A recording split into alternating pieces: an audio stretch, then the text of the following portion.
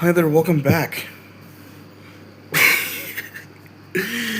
What is up, you guys? Welcome back to another video with your boy Ali back on the YouTube channel.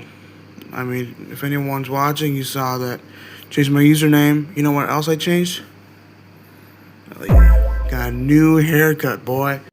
I think it looks pretty fresh. But anyways, welcome back to the YouTube channel. It is your boy Ali, Cristiano Valerian Tatarigan, 23K4 0001. My ID. Anyways, welcome back to another video. Today for this assignment, I'm going to be explaining how specifically, I'm just gonna scoot over to the side, how specifically this app called Hadoop, which is a software used for parallel computing, can solve some problems in parallel computing. I'll be using a Canva whiteboard to be explaining it to you guys because, to be honest, tried to run Hadoop on my computer, my shit broke. It totally broke. You know why? Because I had to use a VirtualBox. A VirtualBox absolutely fried my shit. So I'm just going to be explaining on a whiteboard today. But anyways, hope you enjoy the video. Okay, so Hadoop. What is Hadoop exactly? It is a parallel computing software that is, of course, because parallel computing is usually used to distribute loads of work, whether it's, to be honest, any kind of work in any kind of format, to other computers. And Hadoop is basically the framework slash the protocol slash the system that handles all of the task distribution. So first, let's get into some problems in parallel computing and let's see how Hadoop handles it, my man. First is load balancing. I have my script here. I'm just gonna read from my script. I'm really sorry. The problem is, how do we ensure one worker isn't drowning in data while others sit idle? And so Hadoop has a solution which is called HDFS, or the Hadoop distribution. Is it distributable file system? You know, it's Hadoop distributed file system. There you go. They have HDFS and MapReduce scheduling, which is part of Hadoop HDFS. So Hadoop handles this through the Hadoop distributed file system. When data is uploaded, it's broken into uniform blocks, usually around 128 megabytes. And I'm just gonna hold on. Let me zoom in.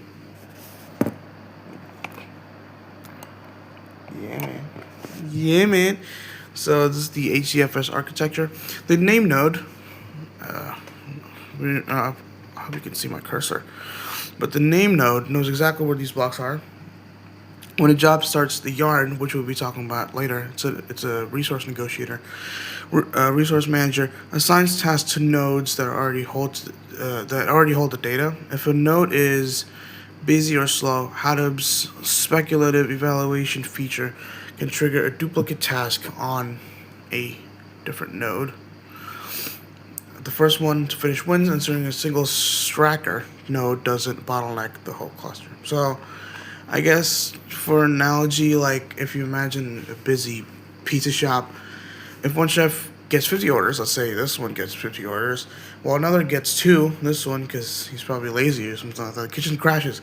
So Hadoop, right here, HDFS client, is like the head chef who cuts the giant data pizza. Oh, it's a stupid analogy. Data pizza into equal slices or blocks. Again, the 128 megabyte block beforehand.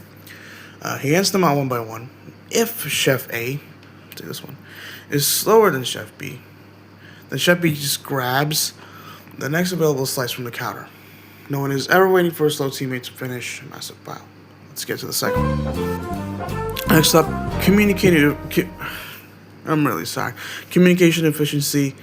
The problem is, in socket programming, if you don't know what socket programming is, it's programming based on a port-size socket. So basically, you can dedicate a socket meant for that sort of process. Manual messaging is slow and prone to errors, which is true.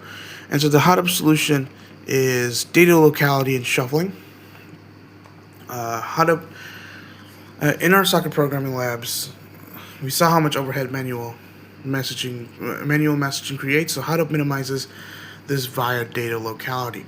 Instead of moving massive data to the code, Hadoop moves small code snippets to the data. The only major communication happens during the shuffle and sort phase, where the only necessary intermediate key value pairs are transferred across network. This drastically reduced bandwidth congestion compared to traditional multi-tier setups. But to be honest, I don't get that jargon either. But the analogy is, if you can imagine this dude, for example, this little dude, he needs to research a specific sentence in a 1,000-page book. Let's say a 1,000-page book, like the Bible or something. I mean, what you could do is you could mail this heavy book across the country to a researcher, or moving the data, which is so expensive because you got to pay for everything. You got to pay for the moving of the book, and so on and so forth. You don't even know the book's secure. Or, if you're a smart person, you could just text the researcher the page number and ask them to read it there. You know what I mean? Because usually the researcher has the copy of the data. Or you could just text the researcher the page number and ask them to read it there. Moving the task instead of moving the data. So you could say the how to text the instructions to the node where the data already lives, and avoiding like the postal cost of the network. You get me? Let's get to the third one, man. Problem number 3: heterogeneous resources. The problem: what if some workers have, for example, 64 gigabyte RAM, and others only have 8 gigabytes of RAM, which is what you would see on the field when it comes to parallel computing. And the Hadoop solution is Yarn, short for yet another resource negotiator. And I know these computer science people, like, what was it called, PGP, the pretty good protection or whatever it's called. Man, I love comp sci people, man.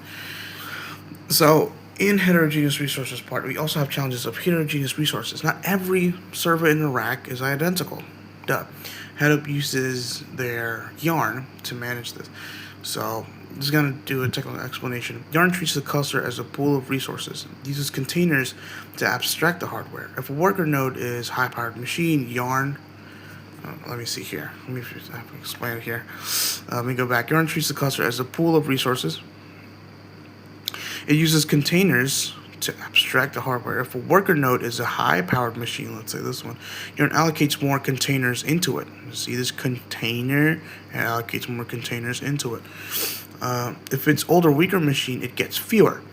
This abstraction allows Hadoop to run smoothly across a mixed bag of hardware without the developer needing to manually tune for different CPU speeds. But as an analogy, for example, think of a construction crew. Let me just grab this, to be honest. Paste that. Yeah, man. Construction crew. Oh, yeah. So imagine a construction crew. You have, for example, let's get before this guy. Massive bodybuilder. And then you have this one, because he's a bit small. He's kind of a scrawny little teenager. And this dude just does nothing. You wouldn't give them both 100 kilograms of cement to pick up, right? You give the bodybuilder, for example, the 5 bags, just more weight, and the teenager, a smaller bag of cement. They both finish at the same time, and the wall gets built more efficiently. Hadoop's Yarn knows exactly how much the weight of each node carry, so the slow machines don't hold up the project. That's basically how it works. Last but not least, we have synchronization of serial tasks. The problem is, how do we manage dependencies and prevent race conditions? So Hadoop's solution is to use their MapReduce framework and barriers. Excuse me. So how do we manage tasks that must happen in order? Hadoop uses a strict map then reduce model, which is what this architecture is. Map it and then reduce it. There's a built-in barrier between the map phase and the reduce phase. The reducers cannot start until the mappers are finished and the data is shuffled. This structural synchronization prevents the race conditions and deadlocks we often see in manual multi-threading as the framework handles the state management for you. So the analogy is it's like an assembly line for a car. You have the map team here, handles the car doors, right? Boom, boom, boom, and then you will give it to the reduce team. The reduce team, what they do is bolt the car door up into the door, but you can't bolt the doors until they are dry, if they've been painted. So Hadoop puts a gate in the middle. Oh, geez, right here.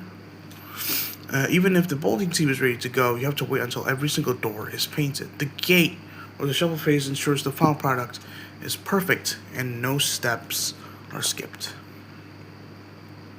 So, to wrap this up, Hadoop isn't just about storing big files. It's an orchestration engine. It balances the load like a head chef, saves time like a smart researcher, as I told you before, manages it like a crew like a foreman, and keeps everything in order like an assembly line. This is how we move from limitations of a single von Neumann machine to the power of a global cluster. Thank you so much for watching. This video isn't as funny as what I usually do, but thank you so much for watching. Peace out.